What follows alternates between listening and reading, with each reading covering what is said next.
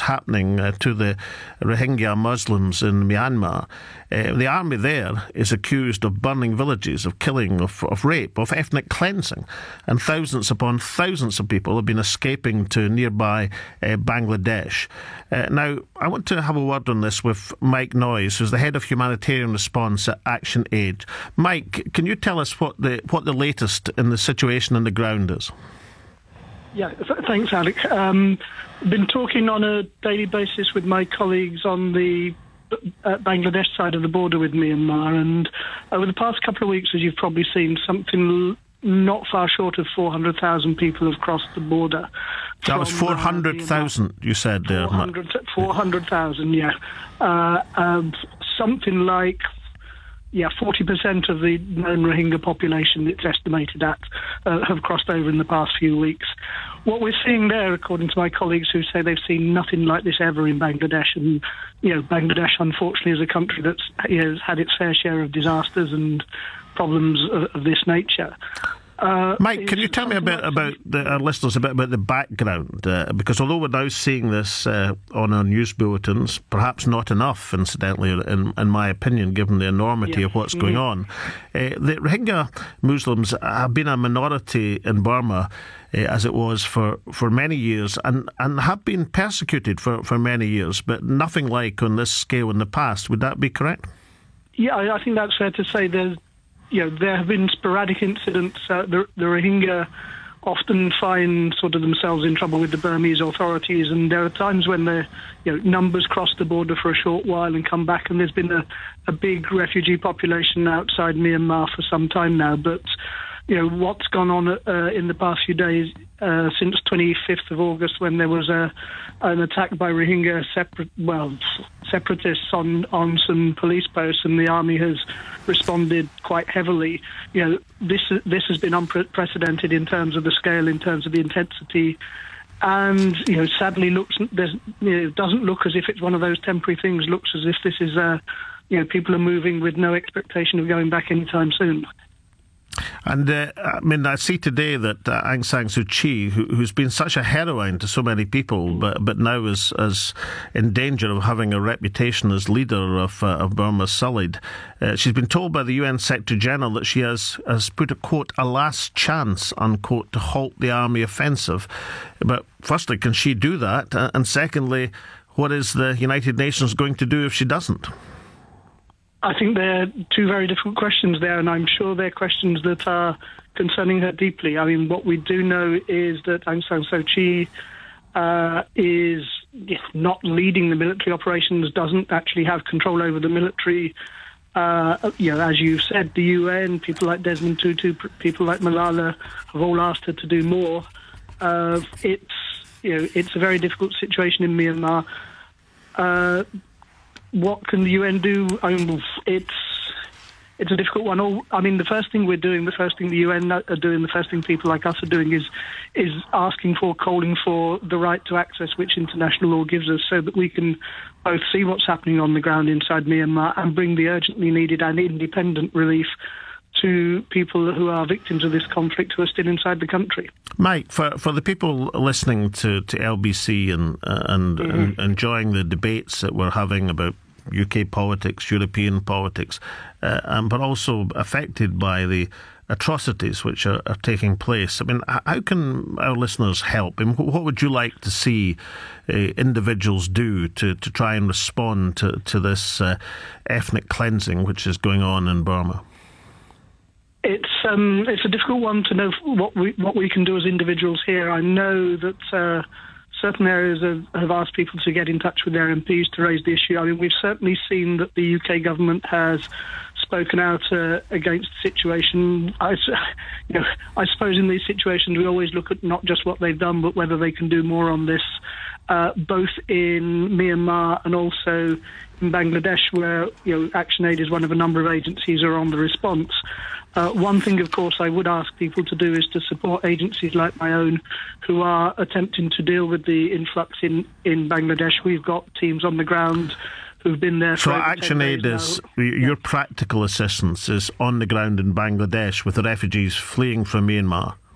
Yeah, that's correct. I mean, we do have a team in Myanmar, but we don't have access to, like any other agency, to the affected area. But we have a team on the ground in Myanmar who are working with the refugees that are coming over, providing some of the essentials like water, like sanitation, like food, to as many people as we can. One of the things we've started doing is working with the National Fire Service, who, being a fire service, have access to the sorts of big trucks that carry large quantities of water, and we're trying to work with them. And people will be able to get the appropriate information on the ActionAid website, Mike. Would that be right? Yeah, if people go to actionaid.org.uk, they'll see all about our response, and if they're motivated enough to support it, they'll also see how they can give, which we'd be very grateful for. Well, ladies and gentlemen, that was Mike Noyes, the head of humanitarian response at ActionAid on a humanitarian crisis, which every one of us should be concerned about. But our discussion on LBC is about the situation in Catalonia, and where the Spanish police have been invading newspaper offices, searching for ballot boxes, trying to stop the referendum, which is proposed for October the 1st. There's a number of calls coming in about this. I've got one here from Tokesome, Northampton. Do you want to tell us what you think? I beg your pardon. Douglas from Gloucestershire is first. From Cheltenham, actually, Douglas. Cheltenham is a place well known to me, mostly for horse racing rather than politics, Douglas. But tell us what you think about the situation in Catalonia. Yes, hello, Alec. I just rang in because I was listening to the conversation, and I've spent an awful lot of time in Catalonia in the last 10 years, and I've got an awful lot of Catalan friends, and have in a small way been involved in the independence movement by virtue of being a member of a small pressure group, a single issue group to do with seeking independence. I just wanted to say that over that time it's been obvious to me that the Spanish government has only got itself to blame for the situation that's arisen, because it's the denial of the democratic rights of the Catalan people that has exercised them most. And over the 10 years, as that denial has grown stronger and stronger, the feelings there amongst Catalans has got stronger and stronger towards independence. So they've played it all wrong, really. If they had given a little bit more autonomy back in 2010, then I don't think we'd be in the situation we're in now. Yeah, I mean, it's very seldom in world history, certainly democratic history, repression and preventing people from having the right to decide ever works the oracle. It tends to drive people to the other opinion. Would you say that's correct, Douglas? I'd say that's exactly what's happened. An awful lot of the Catalan people, unlike the Basques, the Catalan people just want to get on with life. They want to get on with their business.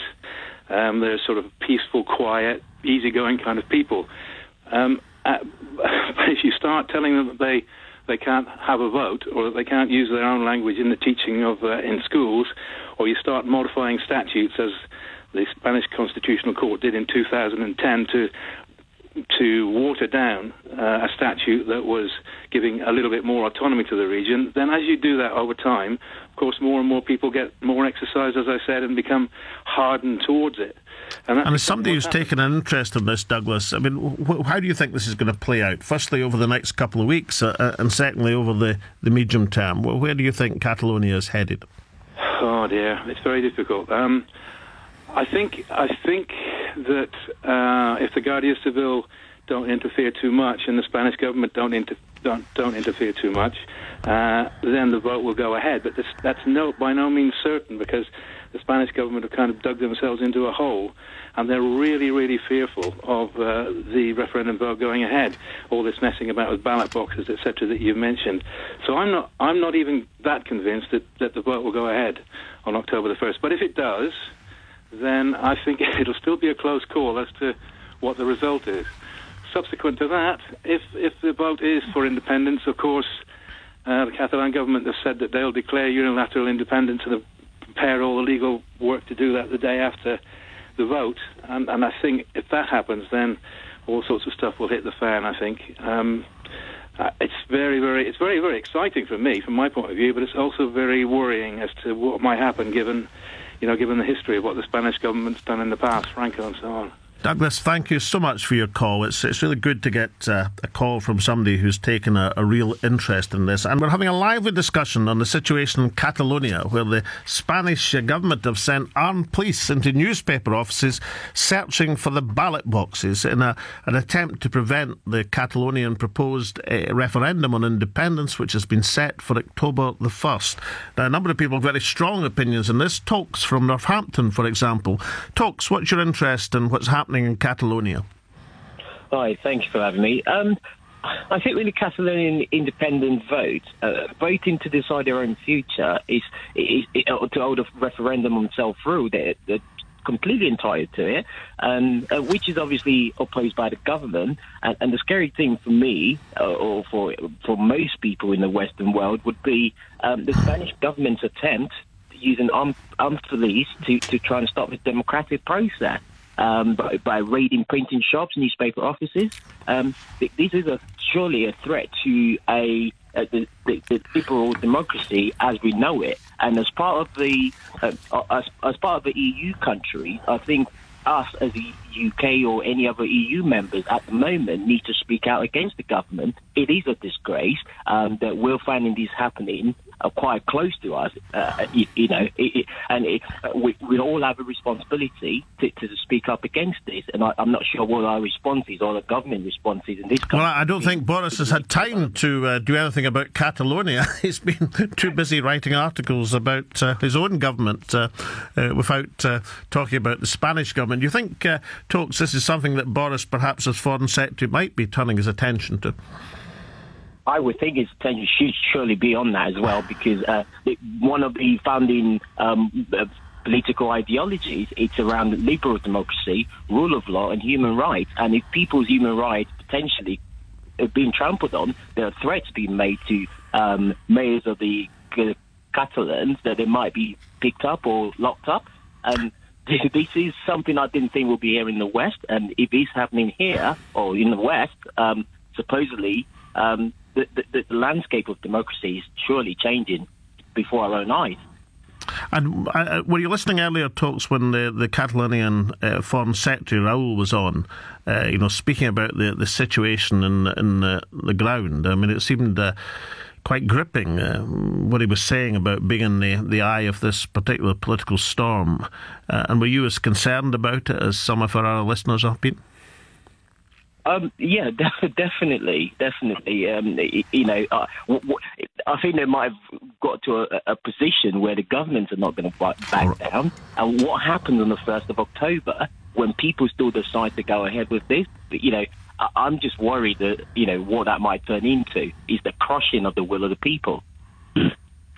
Well, thank you very much, Tokes, for your point of view. But we have a call in now from Andreo, who's phoning from Girona in Spain. Andreo, what's your interest in the Catalonian issue? Obviously, we are the revolution. We are the smiling revolution. That's why we only want freedom and democracy. That's why we stand for it. And the best is the referendum. And we will vote, obviously. So you're phoning from Catalonia, Andreo, are you? Yeah, I am, yes, obviously. I was listening to the radio and I thought, that's wonderful. Let me have the opportunity to at least to have our voice in the rest of the world.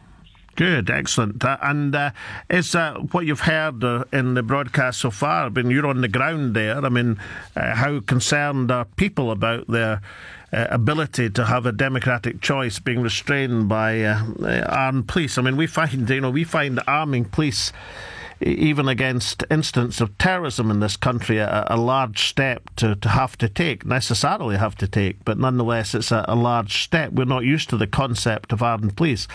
The concept of policemen invading newspaper offices, searching for ballot boxes or searching for polling cards or trying to disrupt a democratic process is something which most people in this country would find truly shocking. But from your position on the ground, Andreo, this is what's going on. Do people in Catalonia find it as shocking as many of our listeners are doing? Yeah, it's absolutely true. We are absolutely shocked. We are absolutely shocked that the police, the Spanish Guardia Civil, is just proceeding in this way. That's why they are a political police. It's unbelievable. It's unbelievable what they are doing. They are also suing 720 mayors of the Catalan cities. Remember that Catalonia has around 928 mayors. So 720 have been dated to present in front of the prosecutor, the national prosecutor. So these are people who potentially are going to be prosecuted for effectively carrying through the mandate in which they were elected.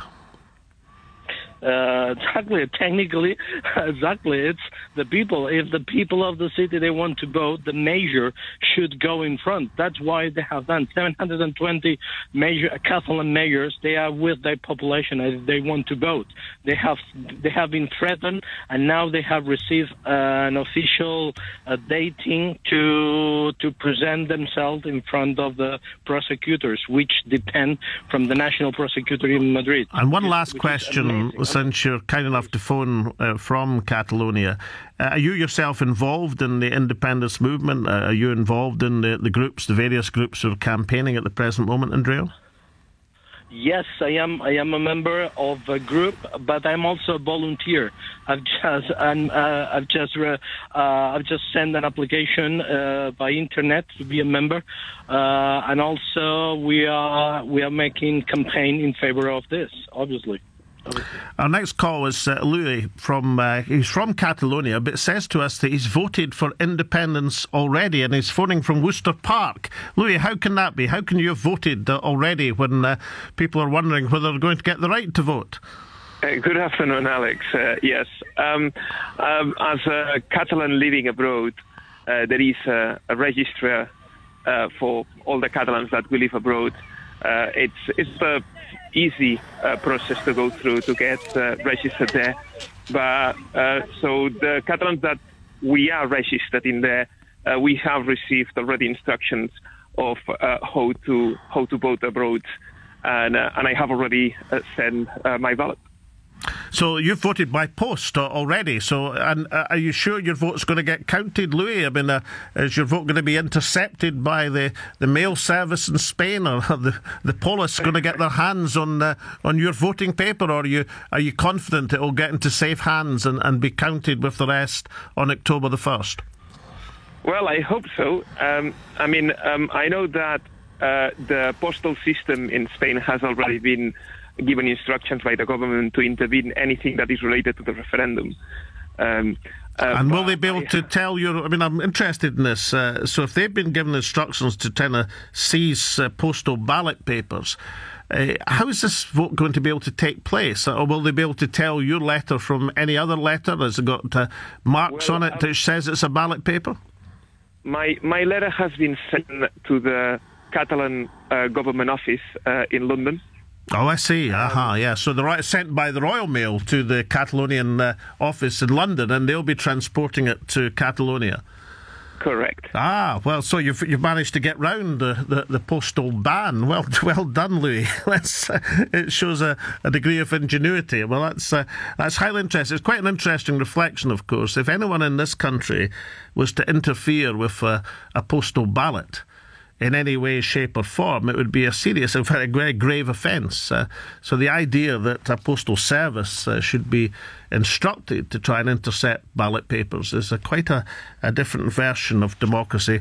Thank you, Louis, and good luck on getting your vote counted. With a whole range of tweets coming in this now, from LBC, Catalans for yes. How can we continue with Spain? Catalonia struggles financially, is oppressed by levels of tyranny. There's another tweet in which says that Merkel and the European Union will be behind what is happening in Spain. Somebody who regards any issue as being the result of the shenanigans of the bureaucrats. One last caller on this is Jay from Finsbury Park. Jay, on you go. Okay, I can see lots of parallels here. I'm originally Croatian with Croatia and then independence. They tried to suppress Croatian independence the same way, sending a police, trying to prevent voting and everything else. Once it was done, and more than 70% people were for it, then they sent army.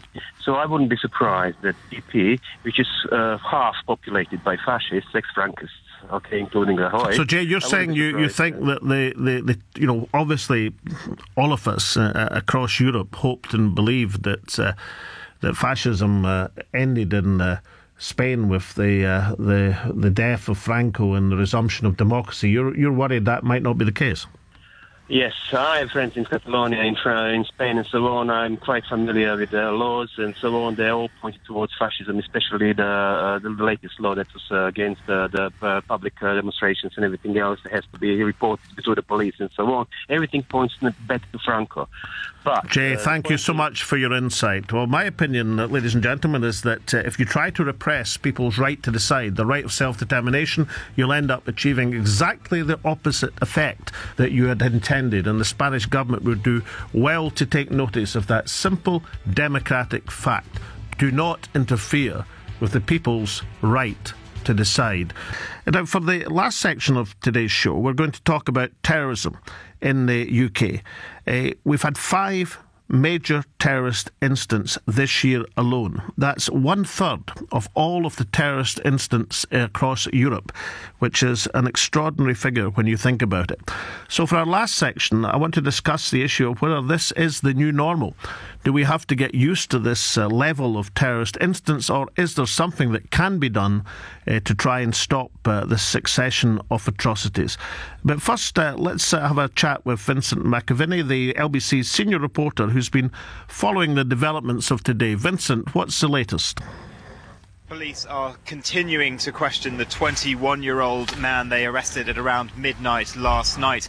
They are also searching his home in Stanwell. The 18-year-old they arrested yesterday morning in Dover also still under arrest and we understand being questioned. His home is still under a police cordon. He was in foster care with Penelope and Ronald Jones. They are pensioners who have fostered some 260 children, even being awarded an MBE from Her Majesty the Queen for their work with young people. So this police investigation carries on, but in the last hour we have heard that the terror threat level has been reduced from critical, the highest of the 5 stages, meaning an attack is expected imminently, down to severe, meaning an attack is likely. And Vincent, that would be a clear sign, would it not, the lowering of the threat level, that the police are confident that as far as the Parsons Green incident's concerned, that they have rounded up those responsible. Alex, that's right. The threat level has only been at critical twice in the past decade. That was just after the Manchester attack and after the Glasgow attack. Yes, I remember it very well, Vincent. I was First Minister of Scotland at the time.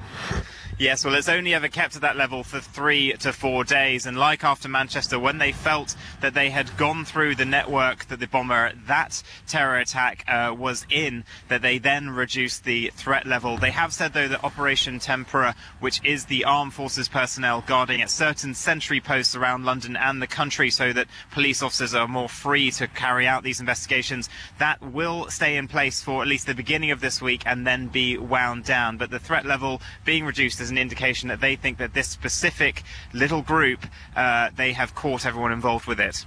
And there must be some degree of understandable satisfaction from the police to have effectively identified, in their view, have identified the suspects of this potential atrocity as quickly as they have. Well, the new Met Commissioner, Cressida Dick, has had quite a first year in her post. She was out on the beat yesterday with officers showing that life was carrying on as normal in London. And I'm sure she will be pleased that in, just 2 days since an attack, which thankfully no one was seriously injured in or killed, but 30 people still having to be taken to hospital with some injuries, that they now seem to have this situation under control. Thank you very much indeed. Listeners, we should look very closely at the series of terrorist attacks in Europe this year. The total number of attacks has been 15. The total killed by terrorist attacks in Europe thus far has been 73, and no less than half of these casualties, half of the people killed, have been in the 5 attacks in the UK. In contrast, there's been 1 attack in Spain with 15 killed, 1 in Russia, 14 killed, 1 in Sweden, 4 killed, 1 in Finland, 2 killed, 5 attacks in France, although only 1, thankfully, a fatal casualty, and 1 attack in Germany. So we're in a situation this year, in 2017, where 5 of the terrorist attacks across Europe have taken place in the UK, and almost half of the total number of people killed have been in these 5 attacks at Parsons Green, in Finsbury Park, at London Bridge, at Manchester, at Westminster, of course, earlier on in March. And that's the subject I want to discuss. Whether we now are in a position where this is the new normal of terrorism in the UK. And the call number is 0345 6060 973 850 if you want to text or tweet at LBC. So the question is this the new normal? This level of terrorism we've seen this year in the UK. Now, for an informed view on this, I want to turn first to Bob Ayres, a former intelligence officer who's worked for the Ministry of Defence and, of course, now an international security analyst. Bob, what is your opinion? Is this the new normal, or is there something which can be done about it? Well, based on the performance of the security services and the police to date, I think we have to consider this is the new normal. We have another case in which an individual was able to create a bomb. Thank God he wasn't very competent at it. But create a bomb, put it onto an underground train, and walk away from it. And if he wouldn't have been an incompetent bomber, we would have had a very, very horrific attack. Now, what is interesting about this most recent attack is there's been a tremendous amount of praise for the emergency services and how they responded, which they did a good job. But the question isn't whether the emergency services did a good job, because that's what they're supposed to do. The question is, how did this individual build this bomb, put it on an underground train, get all the way to Dover before he was apprehended, and who's the other person that was apprehended? And we as a citizen group here in the United Kingdom, we're put in a position of, if you'll recall what happened the day of the bombing, we were told consistently throughout the day to be vigilant, be vigilant, be vigilant. But no one gave any indication as to what we were supposed to be vigilant about, what we were supposed to be looking for, who we were supposed to be looking. There was absolutely no co-opting of the civil population to assist the police in their investigation. It all went quiet.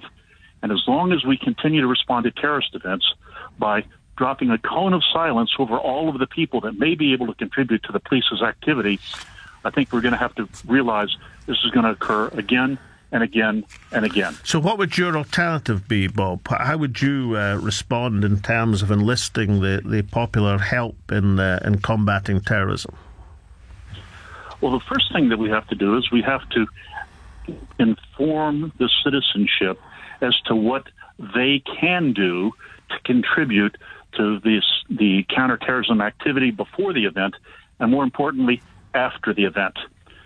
The fact that the individual is not named doesn't allow anyone to call the police or to work with the security service to say, I know this man, I've seen him before, I know who his friends are, I know where he lives, information like that. It is invaluable. As long as we continue to believe that the best way to deal with this is to not tell anybody what the police are doing until the police decide to reveal it, we're missing a golden opportunity to enlist the rest of the country. And so what difference would that have made? I mean, I know this is speculation, Bob, but in the circumstances of this latest attack at Parsons Green, where, as you describe it, an incompetent bomber left a device which didn't go off, and yet 29 people were still injured to varying degrees of severity because of the impact of the timing device, the fireball that happened, and of course the panic which ensues and is bound to ensue in a confined space. So given that was, and could have been many fatalities, of course, if things had been slightly different, what difference would it make to react in the way that you're suggesting in terms of enlisting public support to such an incident? We have to differentiate what I mean by enlisting public support. There's before the event public support and after the event public support. The criticism I was levying just a minute ago is the after the event public support, where the public is not informed as to what happened, informed as to who the suspect is, informed as to what they can do to help apprehend the suspect. These are all after the event activities. Now, before the event activities, we have our Operation Prevent that I think there's a general consensus that it hasn't been as successful as it could be. But there are other things that could possibly be used to enlist the public before the event. For example, making the explosive requires rather large quantities of what are reasonably common chemicals. Now, you don't just walk into the local druggist or pharmacy and say, give me, 47 bottles of X, without hopefully raising the curiosity of the person behind the counter.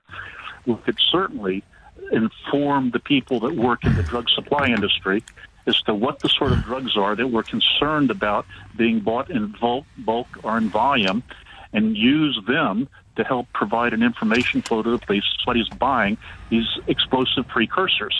We don't do that either. That's interesting, Bob. Obviously, the government has been focusing a lot of attention on internet companies or social media companies of one kind or another.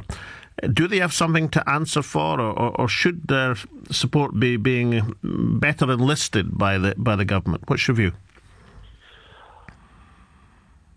The government has to approach the internet companies and the social media companies as a partner, or even more dramatic, as an organization that the government should be supporting.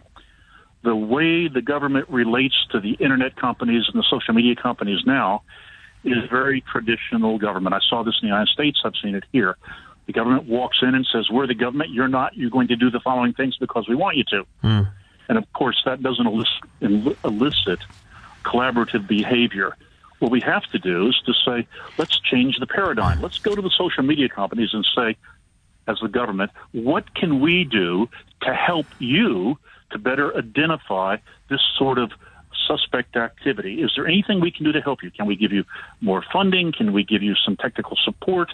Can we give you relief from some of the legal constraints on how you operate? What is there that we, the government, can do to help you, to help us, as opposed to simply telling them what we expect them to do for us? That's fascinating insight, Bob, from your own specialist background. Can I just ask you one final question? I gave the statistics at the top of this discussion, this conversation, about how so many of the European attacks, terrorist attacks this year, have taken place in the UK. 1/3 of the attacks, 1/2 of the fatalities. Now, is that just a statistical anomaly? Is that just bad luck for the UK this year, or do you think it actually reveals an underlying truth that the UK haven't been as successful as has often been claimed about intercepting, about stopping these sort of attacks insofar as they can never be stopped? Do you think these statistics tell us an underlying lesson, or do you think they're perhaps, we're not even finished this year yet, and perhaps there could be an outbreak of attacks elsewhere? I think before we can answer that question, we have to consider what percentage of potential terrorist attacks were successfully interdicted in the UK, in France, in Germany, in Belgium, wherever. If, for example, there were 50 attacks planned in the UK and the security services were successful in interdicting 49 of them, the fact that there was 49 successful interdictions shouldn't be conceived as a negative. If you go to, say, Belgium, and they only had 10 attacks, but they didn't interdict any of them, you don't want to say because they only had 10 and we had 49, we're worse off than they are. So you have to judge how much success the security services have had against the threat. Well, that's a fascinating insight from international security analyst Bob Ayres. Now we'll go to callers. We've got Steve. Steve from Bristol. You've got an opinion about the terrorist incidents in the UK this year. Yeah, afternoon, Alex. Yeah, I think it's a bit of both. I mean, we have to accept the norm because it seems to be repetitive. It's going on, and it doesn't look like we're really improving the situation. And I'm not sure how much confidence the government offer people. When, you know, we all know they've allowed so many of the people who have fought for ISIS back into the country, and that seems to me almost like a slap in the face to many Muslim people and non-Muslim Britons, because, you know, they've got up to all sorts of nasty mischief out there. I think what is vital, and I thought about this a bit lately, is I think maybe the police could be armed. That's one thing, practicality, and I think people can keep their eyes open on the tube and all those sort of practicalities. On that, Steve, I mean, if you take, let's take this latest attempted atrocity. Thankfully, nobody died in the Parsons Green incident. But what difference would it have made to Parsons Green to have armed police? I mean, the device wasn't even detected, as Bob Ayres was saying, until it didn't actually go off, until the timer went off. I mean, you know, having police armed or not armed would have been no difference to a device on the tube. Absolutely, I think I agree with you on this particular incident, Alex. But there have been other incidents when you got 3 or 4 blokes running across a bridge with machetes, where the brave soul, that one policeman who had a go at them, and other incidents where people have had a go at people, and if they had a gun, they may have just actually been able to shot them in the leg, even without even killing them, and had them back and got some information out of them. And if that wasn't suitable, I'm afraid you have to shoot them dead. So I think on the particular recent incident on the tube, I think you're correct. But other incidents, no. And it's quite clear that if a copper had a gun, I think lives would have been saved. So of course, we had an incident, Steve, in Westminster on March the 22nd, where an officer died in the line of service. But there were 5 people killed in that incident and 50 injured. 4 of the people were killed by the car or the jeep or vehicle in Westminster Bridge. And the officer in the gates of Westminster died. But of course the armed police were there in attendance, and of course the culprit was shot dead. So that was an incident where armed police were, as it were, on the premises, but of course still had no opportunity to intercept a car mowing people down on the pavement in Westminster Bridge. Yeah, the policeman who died, I don't think he was armed, was he, Alex? No, he wasn't. It was Keith Palmer. He was on the gate at Westminster. But the armed police, believe me, are within 30, 40 yards of the gate at the House of Commons. I mean, you wouldn't be suggesting we arm every police officer. You're presumably suggesting an increase in numbers of police officers. I would consider arming every policeman for temporarily, not permanently. I mean, that man who died, God rest his soul. Keith Palmer. He would be alive. Pardon? Keith Palmer. The officer's name was Keith Palmer. Thank you. Yeah, thank you, Keith Palmer, PC Palmer. He would quite likely be alive today if he had been armed on a practical basis, you know, on the practicalities. See, they've got to realize, Steve, that, you know, we have countries, the United States of America, for example, where all policemen effectively are armed. In the United States of America, certainly all policemen in front-facing duties in most states in the United States of America are armed, but far from causing less incidents. The results, as we've seen so tragically in America over the last few years, it creates an increase in violence, not a decrease in violence. Well, they seem to have big problems in the States. I mean, the thing is, in the States, the police are not the only ones armed. And some of the things we've seen and heard about what some of their police get up to is outrageous, you know, and that's why they get all the protests, Black Lives Matter and what have you. Can I make an observation from my own experience as First Minister in Scotland, where I, with great controversy, it has to be said, increased the numbers of armed policemen. Nobody, I think, would want to see all policemen armed, or very few people. Certainly not over the long term. You were making a point perhaps as a short-term measure. And of course the short-term measure the government's been taking is to put armed military guarding points of public concern or interest.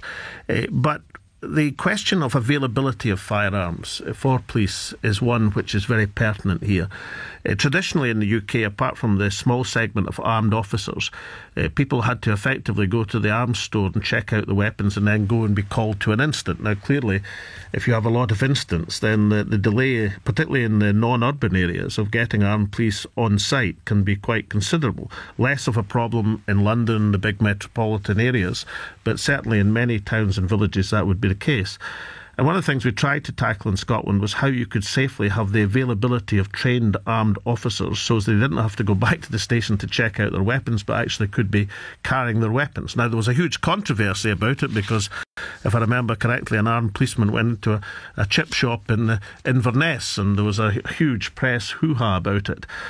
But of course, there are ways to have police armed without it being totally visible that they are indeed armed. And certainly in getting the question of getting trained armed officers to any incident in a meaningful time, there's a little serious argument against you want to be effective in doing that. What do you think of that, Steve? There was a hoo-ha? There was an enormous hoo-ha in the press about the fact that an armed officer had been in a chip shop in Inverness, and very little concentration on the fact that you would want to have officers who had their firearms available, suitably trained, so as they could be deployed to an incident in reasonable time. Yeah, okay. Well, I mean, it goes back to time again, and PC Palmer, back to that at the time, I'm sure that man would be alive today if he had a gun. Yeah, I think we'd be making a major departure from the traditions of policing in these islands if we had every officer armed. And of course, it means that we've had to depend enormously on the outstanding bravery of people like Keith Palmer in terms of their willingness to put themselves in the line of duty. Very interesting points from Steve. One last question to you. Bob Ayres, the security expert, you probably heard him a few minutes ago. He seemed to be saying that there was much more could be done to enlist public support. More information could be given out to people so that people were the eyes and ears of the counter-terrorism effort. What do you reckon on that? I think that's absolutely spot on that one, Alex. I think it's right. The one point I was going to come on to. Too many people in Britain, whether they're Muslim or Christian or atheist, I'm sure there's too many people see this situation as Islam versus anybody else who disagrees with them. But the fact is, it's part of Islam. It's a little bit of it's the people who are probably theocratic against people who are more sort of democratic, secular, liberal, and compassionate. So that list, the democratic and secular list of people, that could be a Muslim, that could be a Christian, that could be an atheist, and so I think it's totally important that there's more of that on the radio, on the television, and it's totally educated. I think it's difficult for a lot of non-Muslim people to appreciate what goes on in UK Islam because they see the strong conservatism within it. You know, the girls all dressed up and... Steve, thank you very much for your interesting points. Now, no discussion on terrorism, domestic or international, would be complete without the latest tweets from the Donald, who caused great controversy this week with his tweet about Parsons Green, where he said, "Another attack in London by a loser terrorist. These are sick and demented people who were in the sights of Scotland Yard. Must be proactive." This implied criticism of Scotland Yard provoked London police to say that Donald Trump, that's the President of the United States, remember, tweet about Parsons Green is pure speculation, and speculation is unhelpful, which I think is police speak for get your tanks off our lawn, please, Mr. President. Today, the President has been turning his mind to international affairs, and he tweeted out today, "I spoke with President Moon of South Korea last night, asked him how Rocket Man is doing. Long gas lines forming in North Korea, too bad!" Exclamation mark. This is the Donald's latest intervention on the Korean crisis. The Rocket Man is presumably the head of North Korea, who is now to be described as the Rocket Man. Now, let's have a bit of discussion on whether Mr. Trump, President Trump's interventions are domestic and international, helpful or unhelpful, and how serious are they? And we're going to have a commentary from Michael Schuer, a former CIA intelligence, former professor at Georgetown University Centre for Peace and Security Studies. Michael, these interventions from the President of the United States, is there a serious side, for example, to the one on Parsons Green? Might it interrupt cooperation and intelligence sharing between the British and the United States authorities? No, can't. Our countries are tied too close intelligence-wise, and besides, the president turned out to be right. He was on the radar. So you're in defence of the president and taking the view that the London police telling him to butt out was not the wisest thing to do. Oh no, they can tell him whatever he wants, but I don't think we're going to tell him what he's going to say. And as I said, most things he says turned out to be correct. On the Parsons Green, and do you think when he made that tweet the other day he was informed by the CIA, or do you think he was freewheeling? I think what he was doing was analyzing what has happened over the past 10 years in both of our countries, and it turns out that most times when we're attacked here or there or anywhere in the Western world, the attacker has been on the screen of the police, and the police are just simply overwhelmed with the problem caused by unlimited immigration. So the problem is that there are too many people on the screen, Michael? Absolutely, and too many immigrants. Immigrants in general. I mean, you come from a country which was based on immigrants. No, we were based on British settlers who were evading the tyranny of their government.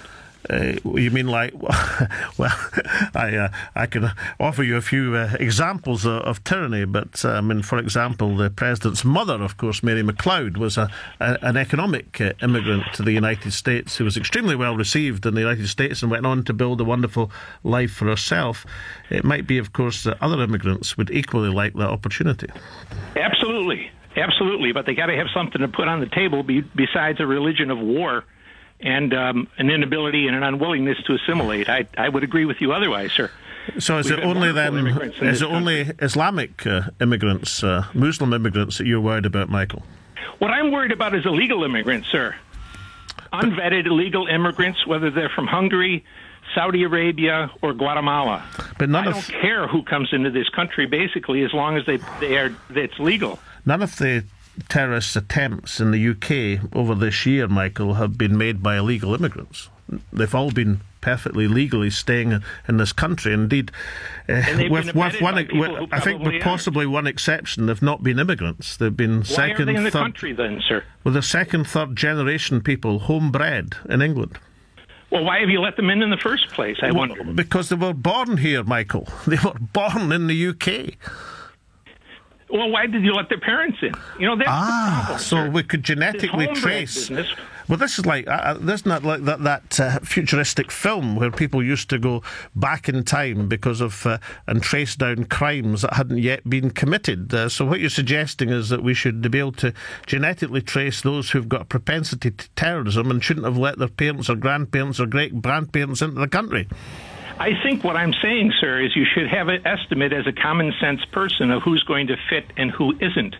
The United States, for example, in the 20s and before, limited our immigration to people who we thought could fit in, whether they were from Europe, from the Russian Empire, or from somewhere else. We didn't let in willy-nilly people who have never lived under any kind of Western civilization and probably are unable to do so. Can I move you quickly? Heart dictates immigration is insane, sir. Michael, can I move you on to international affairs and this latest tweet today on Rocket Man, as the American president is now describing the North Korean leader. Is this the sort of thing you think the American president should be doing, or should we not take that seriously either? I have no objection to it, sir. I think the American people like it as a whole. I think the elites don't like it. But he's in a tough position. We in the West have we intervened illegally, at least the United States, in Korea, and now we've been there for 70 years, kicking the can down the road. Well, Trump is now in a position where there's no road left to kick. That's interesting. And you think if there hadn't been a a war in Korea in the late 40s and early 50s, then we wouldn't be in this situation. America would always be better off if it stopped intervening in something that's none of our business. Who cares who rules the Korean Peninsula, really? We care now because we've put trillions of dollars into it, or however many, and we have 30,000 troops being held hostage there by this nutcase in Pyongyang. Well, surely the president is worried now because the rocket man is firing rockets over Japan. Right. Which is why he will have to destroy that administration, I think, unless the Chinese stand up and pull their little pet tiger in and defang him. You think the Chinese and Korea's relationship is as close as a pet tiger? I mean, through history, China and Korea have had something of a troubled relationship, have they not? Oh, absolutely, sir, and that's why the Chinese ought to say, if we can't do it, tell us, and then the Americans can do it, sir.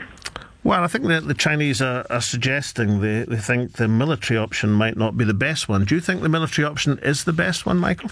What other option is there, sir? We keep talking, as we have for the last 30 years, and let him develop something that can hit maybe in the middle of our country, or perhaps overfly our country and come right to London. Is that what we do? Well, I mean, I think there might be a debate as to whether the North Koreans would successfully manage to hit London or the United States of America, but there's not much debate as to whether they could hit Seoul and South Korea.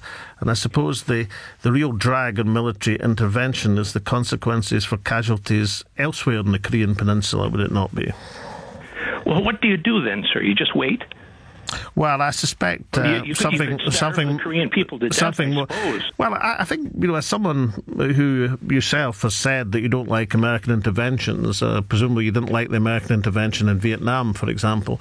Absolutely. Then, as I remember it, there was a paper done once that said that the Americans would have been better to drop consumer goods on the North Vietnamese and create a consumer society where people's aspirations might bring them to realise that their communist government wasn't looking after their own welfare. Couldn't economic pressure or incentives be a better way forward in North Korea, or do you think things have gone beyond that?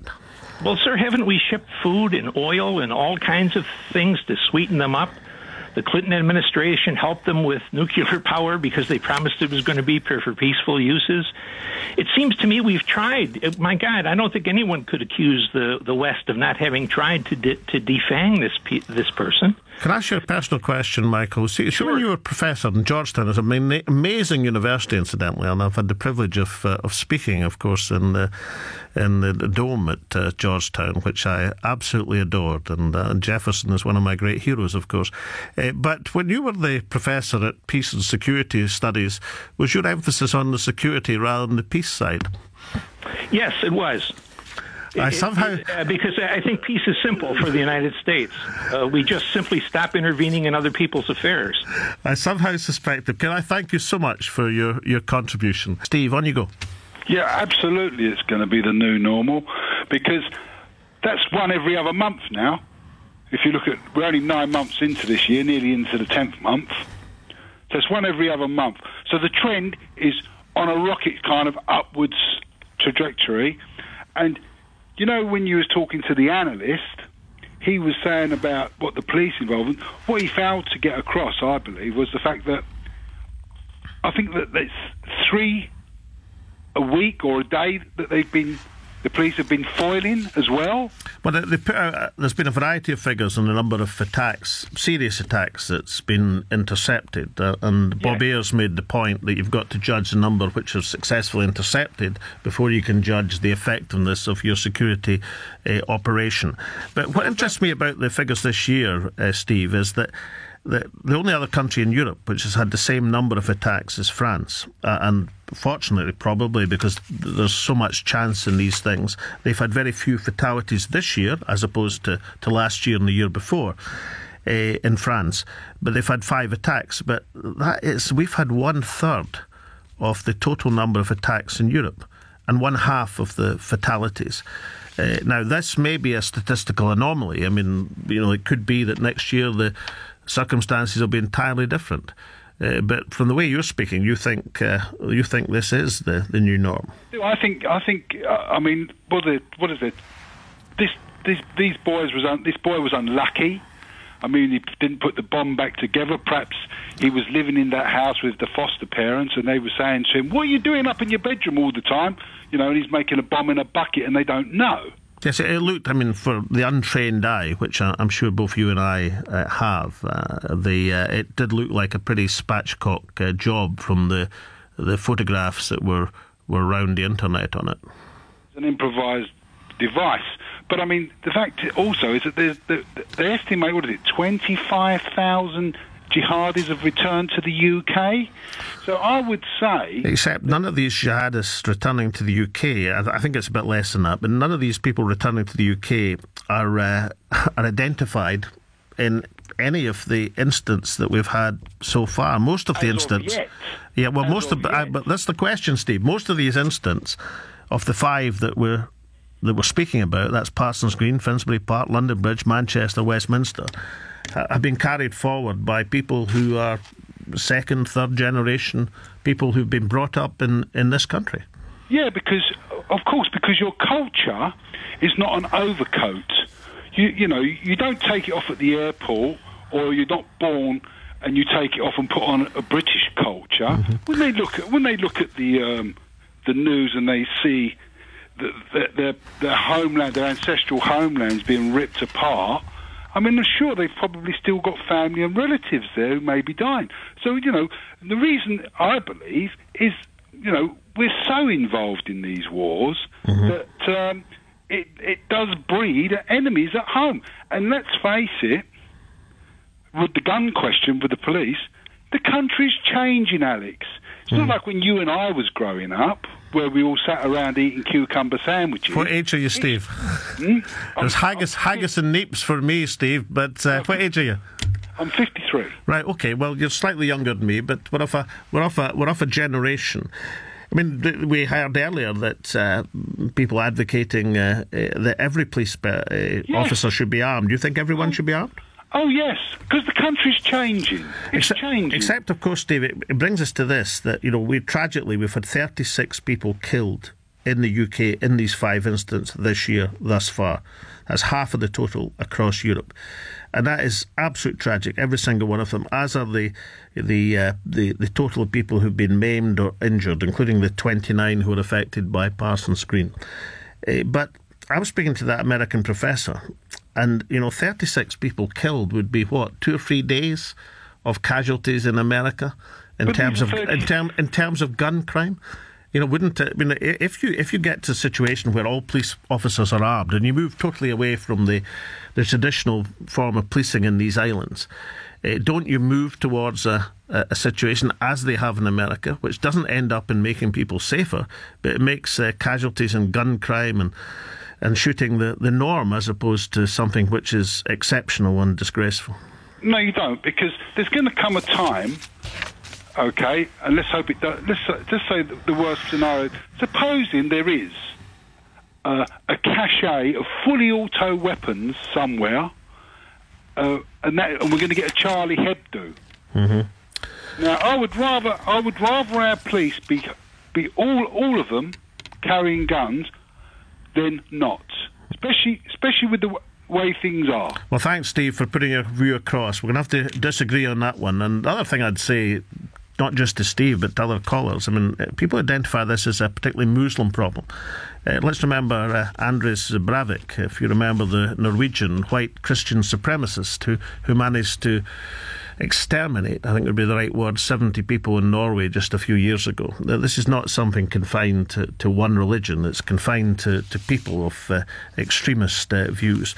We've had a whole range of tweets in and on the story, which is a conversation which is understandable. We've got Paul from Oxford, who says, rather than arming police, I think training thousands of new sniffer dogs to patrol public areas would be more effective.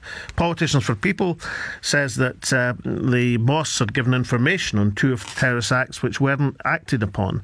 Think for Yourself says, funny how government leave public to be protected by reduced police service. Truncheons, yet most establishment elite have armed security. The conversation that we've had has been extremely important. I was particularly affected by the points that Bob Ayres made of bringing us for how we can help the authorities if we were engaged in public information. And very quickly, I'm going to bring in Colin as a serving police officer. Colin, say what you think. Yes, Alex, quickly, as a serving police officer, most police officers wouldn't want to be armed anyway. Most of us would fail the testing anyway. But we do need more armed police. To put it in perspective, Paris has more armed police than we have for the whole country. They have about 10,000 armed cops in Paris alone. We have just over 7,200. Yes, we do need more. And very quickly, Colin, and the armed police to get accessibility to their weapons at short notice would be important as well, would it not? Yes, I mean, you could have secure weapon carriers inside the vehicles itself. But fundamentally, that's one of the things we do need. Not stop blaming Google like Theresa May does. We need more bodies on the street, more local officers to get local intelligence on the low-level crime, sort of terrorism that's going on. And if Google's Google, we're never going to change that. Let's face the facts. We need bobbies on the beat who know what's going on in areas, who can identify these sort of low-tech terrorists, and let's get them locked up. And Colin, thank you for your profound common sense, and thank you from all of us for your service. Well, thank you to everyone. I've enjoyed the show really incredibly well. I'll be back next Sunday at 3 again for Salmond on Sunday, leading Britain's conversation on LBC.